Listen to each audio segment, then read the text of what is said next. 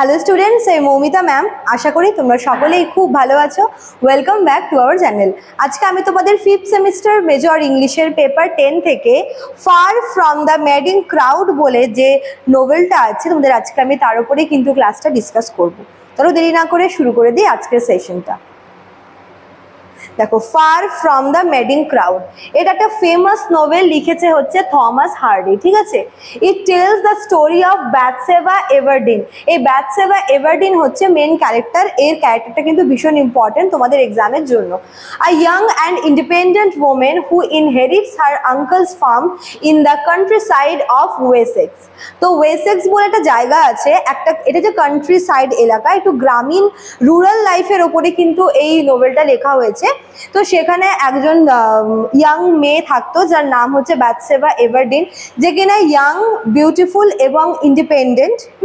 এবং সে তার আঙ্কেলের থ্রুতে কিছু হচ্ছে মানে প্রপার্টি পায়, যার মধ্যে একটা ফার্ম রয়েছে। সে একটা ফার্ম পায় এবং সে ওই ফার্মটা দেখাশোনা করে।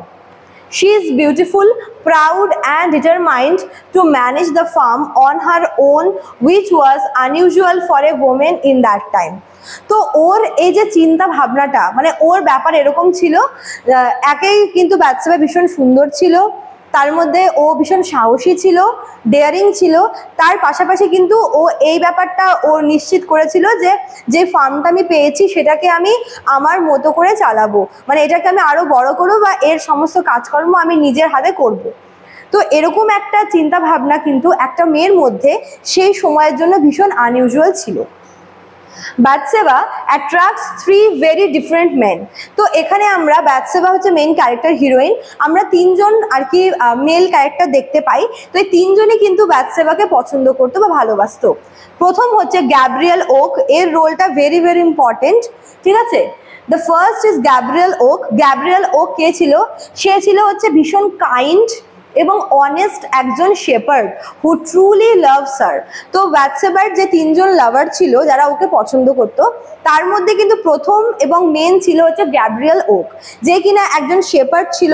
শেপার্ড হয়েও কিন্তু তার মধ্যে কাইন্ডনেস এবং তার মধ্যে কিন্তু অনেস্টি ছিল, এবং সে হচ্ছে ব্যাথসেবাকে ভীষণ পছন্দ করতো। The second is Mr. Boltwood.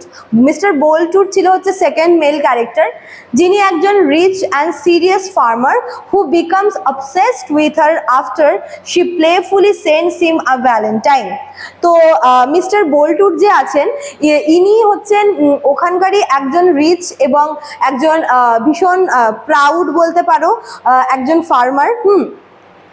এবং সে হচ্ছে ব্যাথসেবার প্রতি ইন্টারেস্টেড হয় একটা মানে কোইন্সিডেন্টলি বলতে পারো, বা কোইন্সিডেন্টলি না, ঠিক, এটা অ্যাকচুয়ালি ব্যাথসেবা হচ্ছে মজা করে মিস্টার বোল্টউডকে একটা ভ্যালেন্টাইন কার্ড পাঠায় এবং সেখানে হচ্ছে লিখেছিল ম্যারি মি।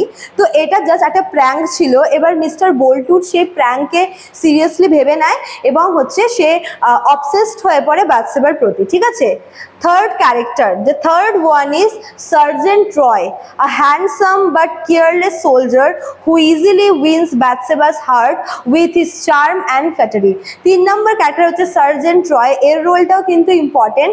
সে হচ্ছে ভীষণ হ্যান্ডসাম ছেলে, কিন্তু সে কেয়ারলেস। হ্যাঁ, মানে প্রথম তাকে যেরকম ভাবে দেখা যায়, অ্যাকচুয়ালি সে হচ্ছে তার চার্মনেস দিয়ে, তার স্মার্টনেস দিয়ে, তার ফ্লার্টিং স্কিল দিয়ে সে কিন্তু খুব তাড়াতাড়ি ব্যাথসেবার মন জয় করে নিয়েছিল।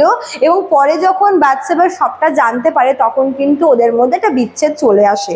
ঠিক আছে, আচ্ছা, এবার দেখো কি বলেছে।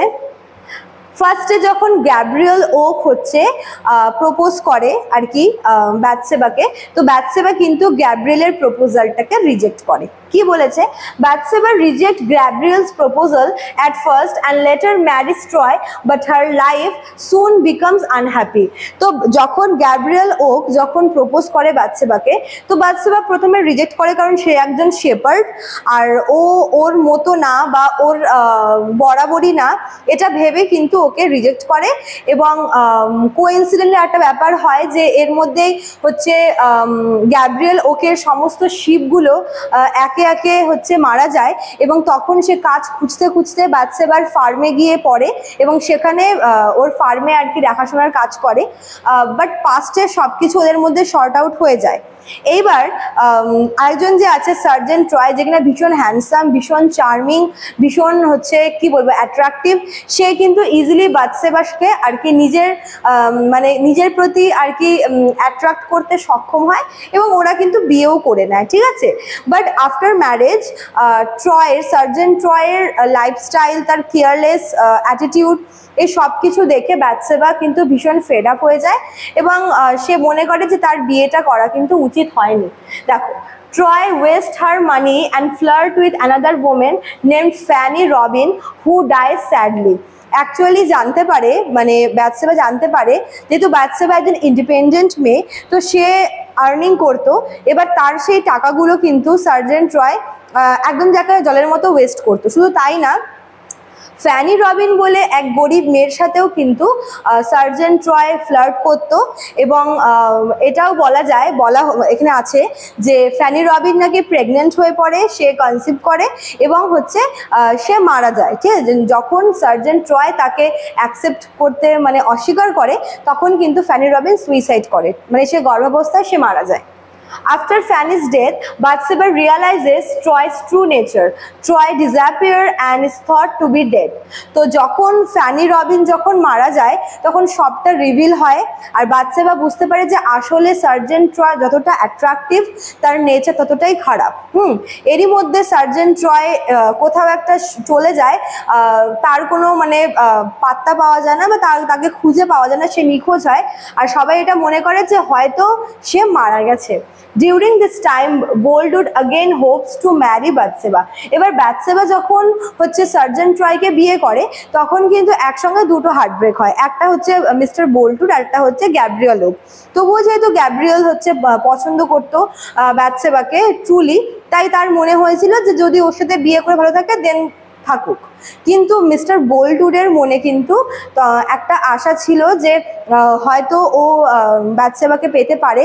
তারপরে যখন ট্রয় সেখান থেকে চলে যায় বা তাকে যখন খুঁজে পাওয়া যাচ্ছে না, তখন মিস্টার বোল্টউড কিন্তু আবার ফিরে আসে। Later, Troy suddenly returned, but Boldwood shoots him in anger. তো এরই মধ্যে মিস্টার বোল্টউড অনেকবার ট্রাই করে বাথশেবাকে প্রপোজ করতে, তাকে অনেকবার কনভিন্স করতে চেষ্টা করে। এরই মধ্যে হচ্ছে সার্জেন্ট ট্রয় ফিরে আসে, এটা দেখে মিস্টার বোল্টউডের প্রচণ্ড মাথা গরম হয়ে যায় এবং রাগের বশবর্তী হয়ে সে কিন্তু বাথশেবার সামনেই ট্রয়কে শুট করে, ঠিক আছে। Boldwood is arrested and Bathsheba is left heartbroken and alone. তো যখন ট্রয়কে যখন শুট করে তখন ট্রয় সেখানে মারা যায় এবং বোল্টউডকে কিন্তু পুলিশ অ্যারেস্ট করে। এই পুরো ব্যাপারটা সব থেকে বেশি অ্যাফেক্টেড হয়েছিল বাথশেবা, সে কিন্তু ভীষণ পরিমাণে ভেঙে পড়ে এবং একা হয়ে পড়ে। Gabriel, who has always stood by her and helped her in every difficulty, decides to leave the farm. Realizing his true worth, Bathsheba finally asks him to stay. এরই মধ্যে গ্যাব্রিয়েল কিন্তু শুরু থেকে একদম শেষ পর্যন্ত বাথশেবার সঙ্গে ছিল, বাট যখন ওই পুরো ব্যাপারটা বুঝলো তখন হচ্ছে ওর মনে হলো যে এখন হয়তো আমার এই ফার্ম ছেড়ে চলে যাওয়াটা উচিত। তখন বাথশেবা হচ্ছে বুঝতে পারলো অ্যাকচুয়ালি গ্যাব্রিয়েলই ছিল ওর জন্য আইডিয়াল, তাই সে গ্যাব্রিয়েলকে আটকায়, ঠিক আছে। In the end, Bathsheba and Gabriel get married quietly and live a peaceful life together.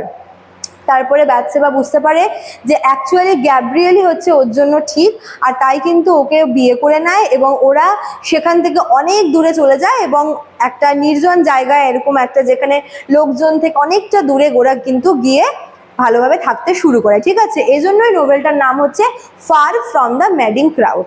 দেখো লাস্টে কি বলেছে, the novel shows the beauty of rural life. এখানে আমরা একটা গ্রামীণ জীবনের একটা সুন্দর জিনিস দেখতে পাই। দ্য স্ট্রাগল অফ লাভ, ভালোবাসা নিয়ে একটা সম্পর্কে একটা টানাপোড়েন বলতে পারো, প্রাইড, ফরগিভনেস, তারপরে কি বলেছে, it teaches that true love is patient and steady unlike passion which quickly fade. তো এখানে বলা হচ্ছে যে সত্যিকারের ভালোবাসা কিন্তু আসলেই পেশেন্সের বিষয়, যেরকম গ্যাব্রিয়েল ওক কিন্তু পেশেন্স রেখেছিল এবং সে তার প্রাপ্য ভালোবাসা কিন্তু পেয়েছিল, ঠিক আছে। Hardy beautifully mixes romance and realism in this touching story of human emotion। তো এখানে থমাস হার্ডি কিন্তু দুটো বলতে পারো যে রোম্যান্স আর রিয়ালিজম দুটোকে কিন্তু পারফেক্ট মিক্স করেছে হিউম্যান ইমোশনটাকে জাস্টিফাই করার জন্য, ঠিক আছে। তো এই ছিল তোমাদের আজকের ক্লাসটা। আশা করবো তোমাদের এখান থেকে কোনো কনফিউশন থাকবে না। খুব সুন্দর একটা নোবেল। আর যারা ভাবছো আমাদের কাছে পড়বে, আমাদের থেকে নোটস নেবে, তারা কিন্তু আমাদের অফিসিয়াল নাম্বারে কন্ট্যাক্ট করে নিতে পারো, যে অফিসিয়াল নাম্বার দেওয়া আছে এখানে। এছাড়া তোমাদের জন্য কিন্তু কোর্স ফিটাও এখানে আমরা প্রোভাইড করে দিয়েছি। চলো আজকে এতটুকুই থাকলো, দেখা হচ্ছে নেক্সট ক্লাসে। Thank you.